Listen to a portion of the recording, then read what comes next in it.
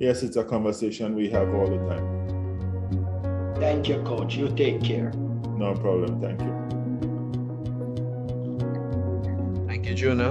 I'm seeing a raised hand from Jerome, who will be followed by Gavin Richards. And then I will go to WhatsApp with a question or two that I have. And then we'll take a repeat in Brandon calling. So Jerome, please proceed, and Gavin, as soon as he's finished. Hi. Thank you, Dario. Good afternoon, Coach. Good afternoon. The ODI setup, I think has continuously been a struggle for us over the years. Now this is almost like a rebuilding team in a phase where you were rebuilding under Kyron Pollard going into the 2023 World Cup. What are some of the major sticking points you still have? Because if I'm going to be honest, when I look at the other teams, the top teams, they have more test players in their 50 over team. And when I look at our team, it's almost as if it's a completely different team from the test team. Do you think that is a problem for this squad as well, that they need to probably bridge that gap? No, I don't think it's a problem. I think that we have batsmen who can bat and bat for long periods. It's just about putting things together and making sure that the batting holds strong. We have guys at the top. Shea Hope has played Test cricket. Kyle plays Test cricket. You can't question Puran's batting. You showed it in the last. So we have guys who bat long. But it's just about putting it together in an ODI scenario. I heard a former player, but I think could have been a former teammate of yours, saying that the coaching staff has been in the positions from what was our first tour this year was in January. You haven't really gotten a break per se. You have been flipping from format to format to format, unlike a couple other countries who have coaches in different formats. Not many countries have it. I think only England have it, to be quite honest. Well, India have been rotating a bit when the series are close.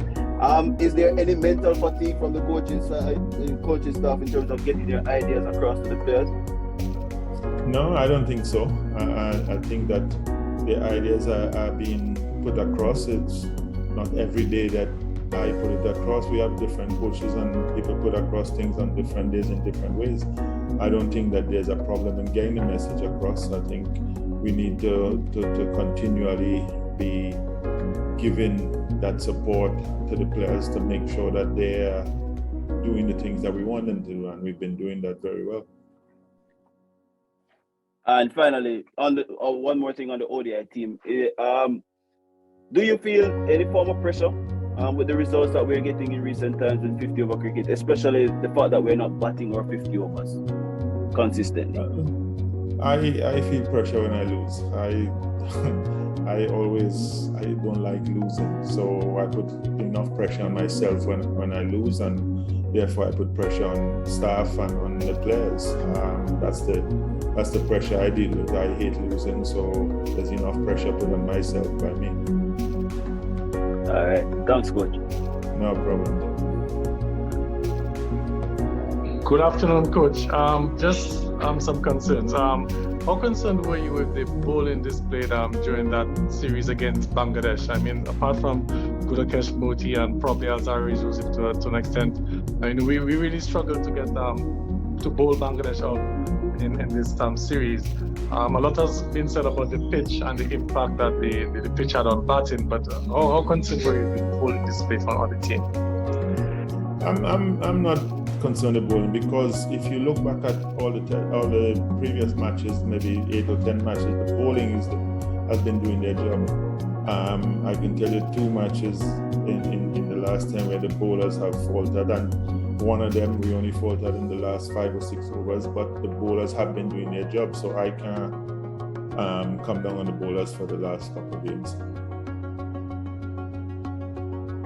Okay, good. So in terms of the improvements that you want to see, obviously the batting in this series against India, but what are some of the areas that you want to continue to fine-tune as you continue to look for that perfect combination heading into the World Cup?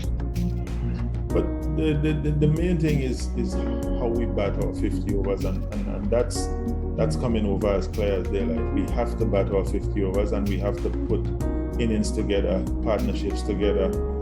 Somebody always has to be looking to score 100 to hold the team together. So that's batting wise. That is it. In the bowling and the fielding has been improving daily, and we rank ourselves very high right now in the fielding. The bowling, we had a couple games on those wickets where, yes, people might say we should have got more wickets, but we always bowled on the better half of the wicket.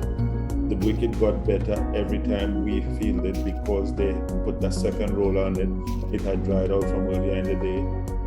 So that pressure, I think the bowlers have been doing well, and we have to continue bowling, restricting people getting wickets. And that's the only way we're going to keep the totals low and continue trying to win games. Final question, Coach. Not too sure if anyone got a chance to ask it. I tuned in a little late. Wouldn't Jason Holder have an impact for the series? It's good. It's good to have him back. He looks fresh. He had some time out of the game, bowling well the last 2 days, and actually batting well too. So it's good to have him back. Thank you, Coach. No problem. Just before Brandon Corlett closes off today's engagement, I have one question from Marshall Hewitt from Caribbean Cricket Podcast. And his question is, was there any desire to look at any other batters in the region? Or do you think that the performance with the bat versus Bangladesh was just a one-off? I think I kind of look past the batters here yet. I think you judge people on good wickets. We had good performances in Netherlands. We had good performance in Pakistan. You come and you get indifferent wickets where guys had to fight for runs. Mind you, we agree that we should have fought a little harder, but I can't come down on them. Let's see what happens in this. As I said, these wickets here look really good. Let's see how they play, and then we can judge them from this. Brandon, final question of today's engagement. Hi, Coach. Just some clarity on the traveling reserves. We would have saw a few of them played. Traveling reserves played in the recent tour against Bangladesh. Should we expect a similar kind of thing with the traveling reserves in this series? Well, the reserve play when we had injuries. So if the only example I can give you right now is if Chemo is not fit, then we might have a chance to play a reserve. So is their backup for the guys who are not fit. So that's the only way they will get a chance. Okay, Coach. Thanks. No problem. Thanks, Brandon, and thanks to all of the media for joining today's press conference. And again, I want to say thanks to Coach for taking time out to answer our questions. Looking forward to hosting you all again tomorrow. Enjoy the rest of your day. Thank you, guys.